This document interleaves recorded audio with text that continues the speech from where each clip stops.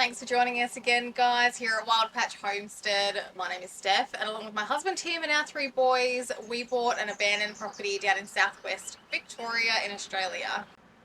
This week we're using up the wild mushrooms that we've been foraging and preserving those and just finding a new method for that. So I've never done it before, this is a first, but I'll bring you along for that. I also start a new gingerbug. I have a condition that causes a lot of nausea and ginger always helps that, and so I wanted to make sure I had a fresh gingerbug on the go so I could make bulk lots of ginger beer as well, but like a natural method. Tim and the boys have been starting work out in the orchard. That's been our really big project this week.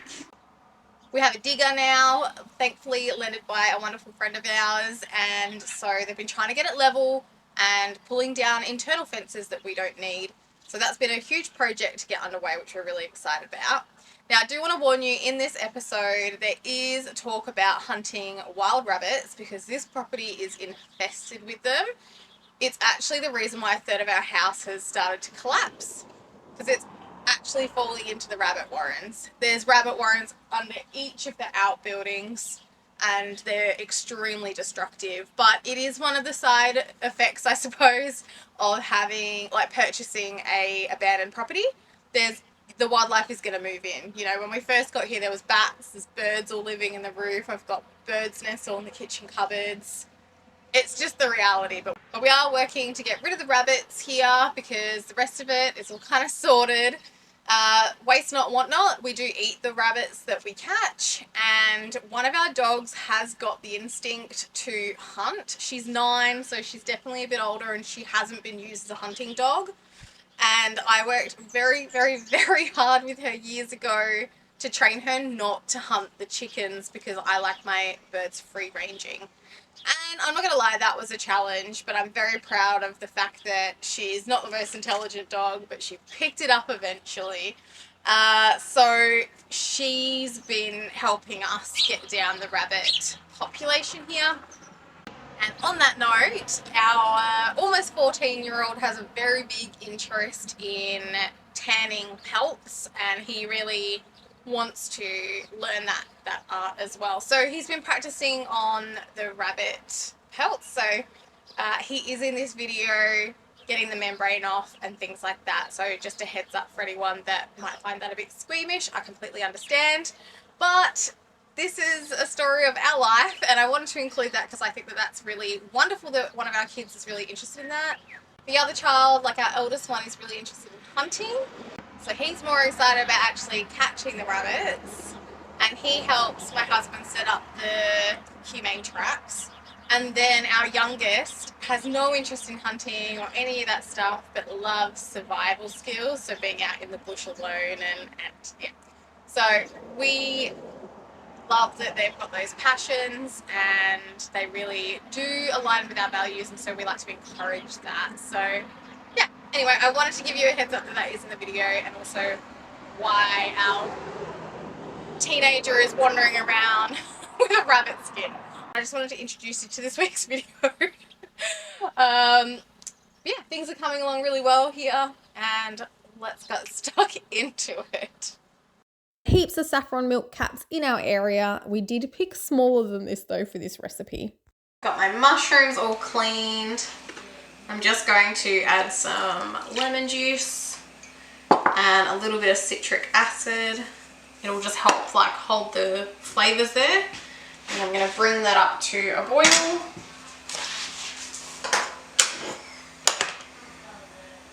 I'll link the recipe down in the description. It's just the base of the recipe. I have changed the vinegars and some of the flavors in it because if you've watched any of my videos, I suck at sticking to a recipe. Got my mix here. It's oil, different types of vinegar that I wanted, so I'm predominantly red wine vinegar. I've got seasoning, salt, onion, and some capsicum in there as well.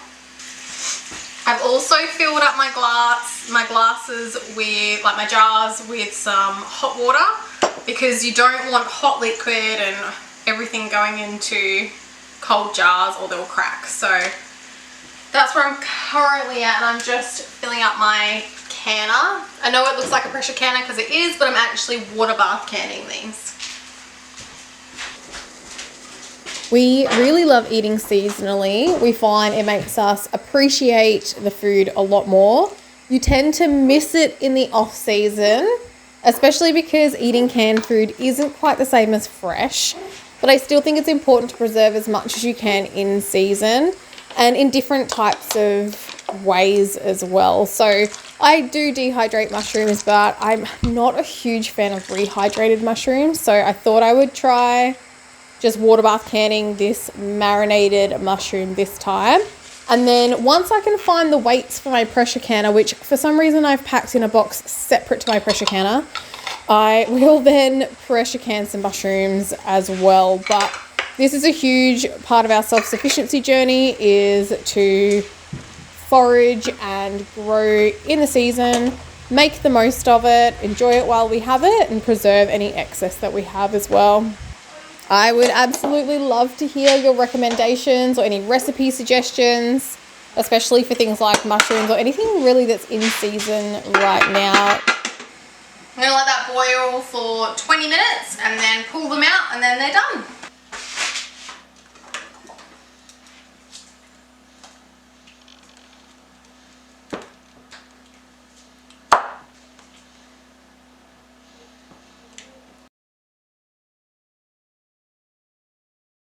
Here is the orchard at the moment. That patch of dirt there was from when we pulled down the old aviaries that were existing on the property. You've probably seen in previous episodes that we pulled down all the stables and just preparing the area. So there are bonfires and things in the location there ready to burn off. But in the meantime, we're just piling everything up and getting it flattened. This area has a lot of divots and uneven ground, and so we don't need it perfect because it is just for planting the fruit trees, but we thought we'd get the digger out and just try and make it a little bit smoother. We're hoping it'll just help with drainage and putting in the fences. It'll just make it a little bit easier if it's all evened out. So yeah, more for infrastructure reasons than anything else. I also had a job that I'd been meaning to get to for a little while. So this property has a lot of big patches of stinging nettle. So I wanted to collect some up while they're nice and young and fresh and just dehydrate them. I'm not going to use a machine. I'm just going to air dry them. But yeah, I think that that'll be really good for some medicinal purposes for us to have on hand.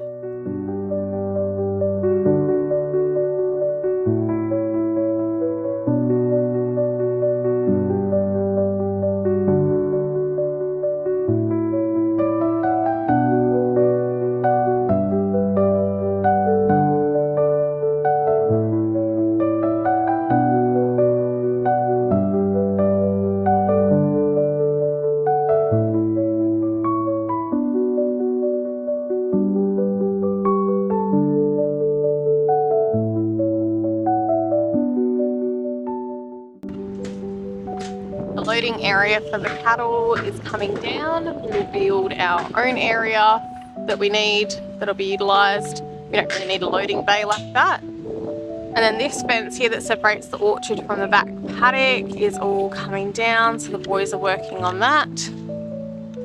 It'll be good just to open it all up so that we can put new fences in where we actually need them. With the cold weather, we love having a fire outdoors, and as we have a fire going, we may as well chuck a camp oven on. We are off-grid where we live, and we are trying to reduce our usage of gas because that's what we're using to cook on. We just find that this is a much more economical source. We have an endless supply of firewood, so we're never going to run out of that. And yeah, we love a good camp oven. So I just thought I'd bring you along. This is something we have probably a couple of times a week. We're able to just to pack it out with vegetables and use minimal, if any, meat at all. It's just a really economical way to feed the family. It's also a good way to use up any leftover veggies that you want to get rid of out of the fridge. And we're all about living frugally where we are. The stew turned out well. So we just used some bones to make this one. I've got some nice buns there to have with dinner, plus I made a loaf of bread while I was at it. This is a sponge cake I've made with lemon curd that I preserved up the other day. Some cream, and I just topped it with some icing sugar. So that should be nice.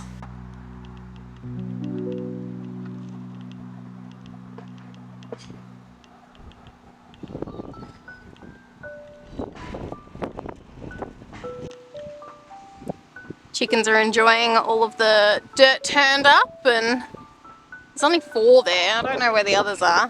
They're definitely missing out though. Oh, they've just spotted me. Hello.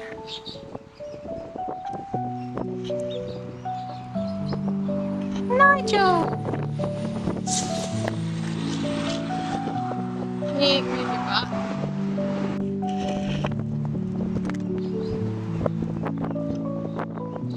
Part of our homeschooling journey for our boys is them learning practical skill sets. And I mean, how much more practical can it get? Learning how to use a small digger at the age of 13, I think it's pretty impressive. He did a great job removing all of these posts and getting them all piled up and ready to burn. They're all rotting at the base. I know they look okay in the video, but they're actually pretty bad. And they've actually all been cut out as well anyway. So yeah, good job on him. Starting up a new Gingerbug. So I've just got fresh water. You can use filtered water, rainwater, but I'd probably avoid using water out of your tap. I'm gonna throw, so there's 2 tablespoons, so about 4 teaspoons. This is just a couple of cups of water. You can grate some ginger up, or you can just slice and dice. You can leave the skin on, it's really not a problem.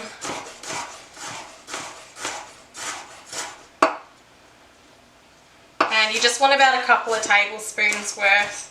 But it's not an exact science. Fermenting like this type of Gingerbug, it just needs ginger and sugar, so don't get crazy about the measurements. And then we're just gonna pop that all in here.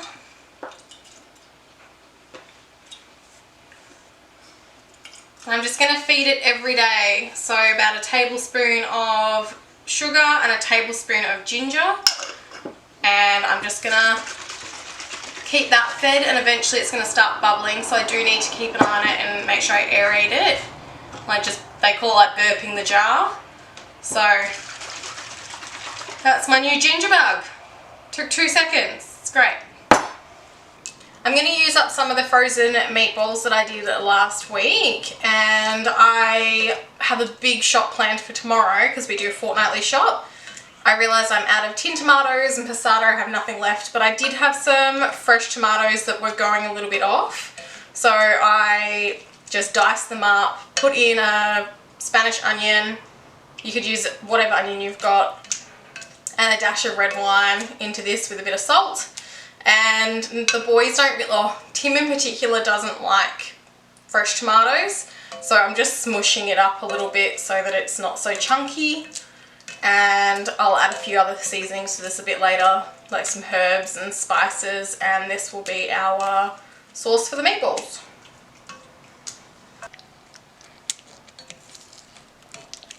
Alright, let's go see what Tim and the boys are up to outside. Hopefully that fence is down and we've got a little bit more of the orchard levelled out.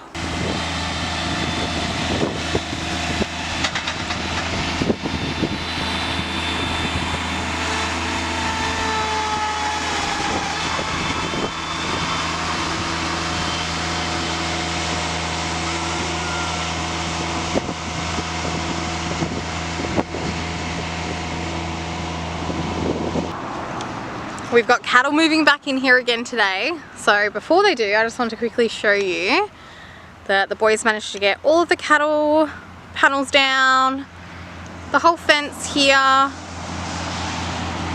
It looks really good.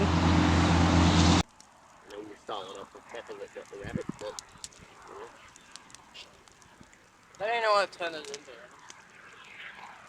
Like an extra. Let's have a little look. Oh!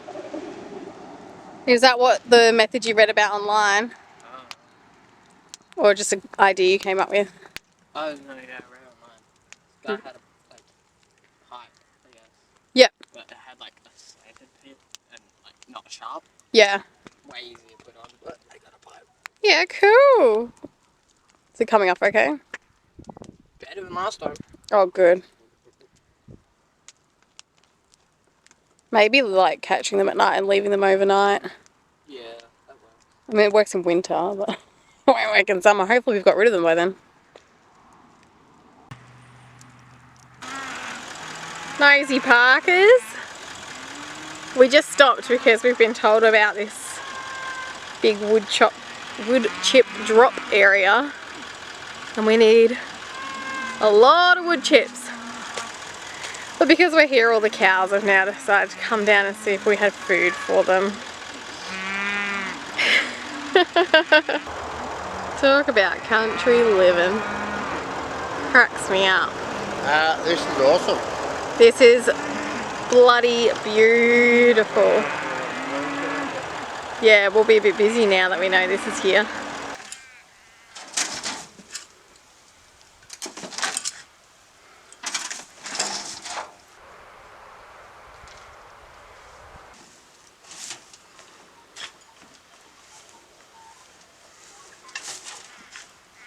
Victory dance? Huh? Is that a victory dance? No, that's to squish the mulch down so I can get more on there.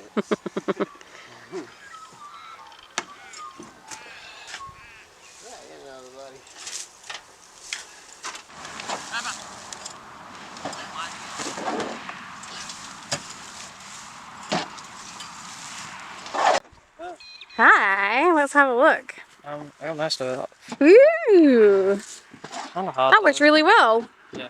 Hey, no, it's like that. What, can I see the colour of the pelt? Oh. Oh, it's all inside out. Oh, nice one. Bit of dribble on there from the dogs. Yeah, I found a hole. Oh, From that's probably when dogs. Pepper got it. Yeah. Welcome to the wood chip pile. So, I wanted to run down a little bit about the wood chips and what the plan is there. So, we've managed to find, as I showed you, massive amount of free wood chips. What we'd like to do is run a 2-meter wide wood chip garden around the perimeter of at least this section that I'm in here, like with the house. Because I want a native garden with trees and native bushes to create a sound barrier, but also a bit of privacy. We are very much in the open here. The only tree on here is the lemon tree, and then a few pines that are bordering our block to the next one. So this area that I'm sitting is also going to be a wood chip garden specifically for pumpkins and melons. I've chosen this spot because it's down the very end of where my vegetable garden will be. So they can sprawl as much as they like. They can go absolutely wild, which is what I like in any garden, hence the name Wild Patch. Yeah, so this is going to be a really nice area down here. It's been perfect because during this last few months that we've lived here, we've had the tail end of a drought. We've had significant amount of rain, so we can really see where the drainage goes onto the property and how that all flows. But at the same time, I'm not too worried about the soil structure. We are in a volcanic area because we're quite close to the limestone coast, and we also have a lot of limestone and stuff in here too. So I'm not going to dig. We're doing a no dig method. And for this area, I'm just going to put the wood chips down, and then when I plant out the melons and the pumpkins, I'll put a little bit of compost in for each of those. So hoping to get this laid out in the next week. So hopefully you'll see that in next week's video, us kind of getting our boundaries sorted and getting the chips out to where we want them to. In this area, the kids have done donuts in the farm ute. They've run a track around this paddock, and so we can see this is predominantly weeds here, and they're not really coming back. There's not much grass, so I actually don't think I'm going to bother putting cardboard down here. It's been really hard for us to get hold of cardboard. Apparently everyone recycles it and gets paid for that these days, so we're trying to look at ways we can just use the chips. And as we have a never-ending supply of wood chips, basically, we can put a really thick layer on. What excites me about the wood chips is the fact that we're going to actually start seeing the definition of where the gardens will be. There are so many trucks today. It's so busy out there, I guess because it's a Friday. We are at the start of July almost, which means we're a third of the way through winter, and now I need to start really considering the spring garden. So by getting this laid out, we're going to order some compost and get a couple of rows in. We do plan to have maybe 10 to 12 long rows, but the compost is so expensive, and honestly, I don't want to spend thousands of dollars in the first year of gardening in a brand new location, and so we thought we'd do the smart thing and just do 2 like 40-meter rows. We could grow a mass amount of organic produce in that area. And yeah, so fresh compost, there's a fantastic company out of Mount Gambier. So we have looked in like Hamilton, Portland and Mount Gambier, and they deliver out here. Luckily, because this is a property that has truck access, they're able to come and deliver it straight, like pretty quickly. That's in the works, but yeah, anyway, I just wanted to explain what the wood chips are for, and yeah, gardening. It's exciting. We haven't even started buying any native trees yet. I have got a list going for native trees to our area, which again is new to us. We're not from this area. We're from an arid zone up in northwest Victoria, so the natives up there are quite different. I have looked at a lot of like Banksias and like, I don't know, I have got a whole list going at the moment, but if you're from southern Victoria, South Australia, like along within the coastal areas, I'd really love to hear your recommendations. We will have a different variety of gums going in for koala habitat as well. That's like obviously a long-term plan. So I'm not really looking into gums. I'm more looking into like grevilleas and things like that will grow well here. And any like bush varieties, I feel like I've probably got an okay list of trees going. But yeah, so that's kind of the project that we're getting stuck into. So any recommendations would be much appreciated. It's always fun to learn together as well, so feel free to comment any suggestions that you have. I also just want to say a huge thank you to everyone who has been interacting. It's been really fun, and it's been great to get to know everyone a lot better as well. So I just want to say thank you from all of us, our family. We really appreciate the support and the interaction.